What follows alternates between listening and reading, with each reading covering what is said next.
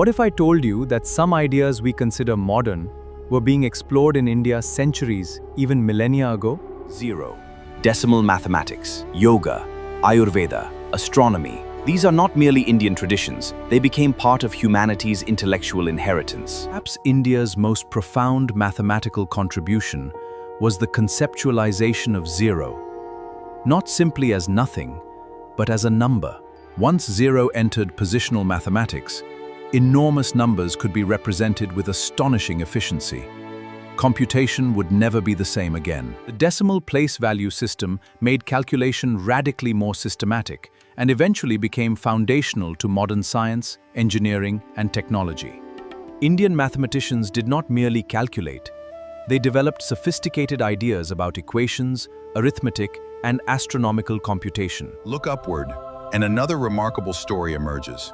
Indian astronomers carefully studied planetary motion, eclipses, calendars, and celestial cycles.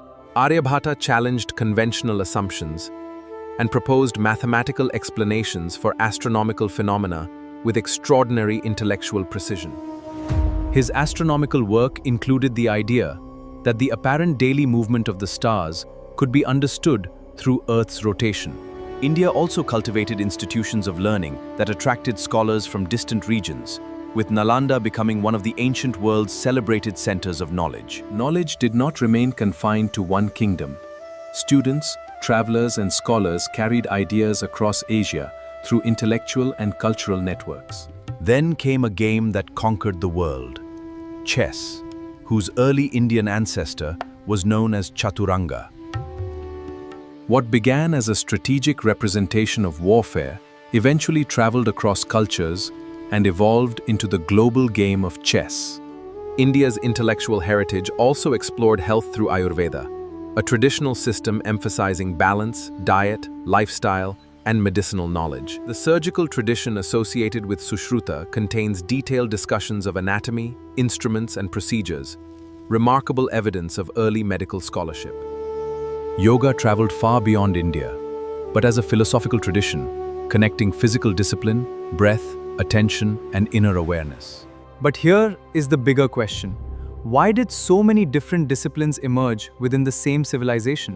One possible answer lies in a culture that repeatedly encouraged observation of nature, the human body, the cosmos, and the patterns governing everyday life. Across the subcontinent, communities also developed sophisticated approaches to water management, adapting technology to different climates and landscapes. Indian metallurgical traditions produced remarkable achievements, including the famous Delhi iron pillar, which has endured for centuries with comparatively limited corrosion. Indian craftsmanship also shaped global commerce through textiles, dyes, spices, metalwork, and luxury goods sought across distant markets. Indian Ocean trade connected the subcontinent with Arabia, Africa, and Southeast Asia, transforming commerce into a powerful channel of cultural exchange. India's contribution was not only technological.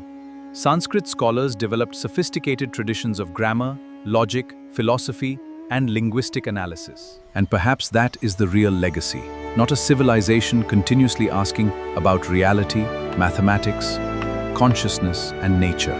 However, history demands nuance. India did not invent every modern idea, nor did knowledge develop in isolation. Civilizations constantly influenced one another. The remarkable story is therefore not about claiming superiority.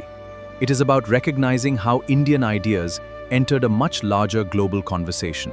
Today, when computers calculate, satellites navigate, people practice yoga, and mathematicians use decimals, fragments of this intellectual journey continue around us. India's greatest contribution may therefore be larger than any individual invention: the persistent pursuit of knowledge.